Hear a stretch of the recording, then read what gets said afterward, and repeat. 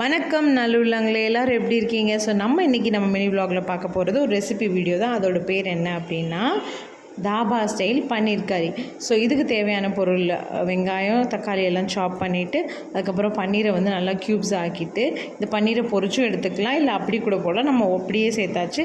So இதுக்கு தேவையான first நம்ம கரம் மசாலா இருக்குல்ல, ஹோல் மசாலா ஸ்பைசஸ் அதெல்லாம் போட்டுட்டு நல்லா வெங்காயமும் போட்டு அது நல்லா வதங்கினதுக்கப்புறம் இஞ்சி பூண்டு பேஸ்ட்டு தக்காளி இதெல்லாம் போட்டு நல்லா மசீர அளவுக்கு வதக்கிடணும். இதில் பேஸே வந்து தயிர் தான். ஸோ தயிரில் நமக்கு தேவையான மசாலா மஞ்சத்தூள், மிளகாத்தூள், காஷ்மீரி சில்லி, மல்லித்தூள், அதுக்கப்புறம் மஞ்சள் பொடி, உப்பு போட்டு நம்ம சேர்த்து அதை நல்லா கொஞ்சம் கொதிக்க விட்டோம்னா அது எண்ணெய் பிரிஞ்சு வர்றப்போ நல்லா சூடான தண்ணி அதில் ஊற்றி உங்களுக்கு தேவையான அளவு ஊற்றிட்டு இந்த பன்னீர் க்யூப்ஸை போட்டு நல்லா வேக வச்சு கருவேப்பிலை தூவி இறக்குனா சுவையான கிரேவி ரெடி.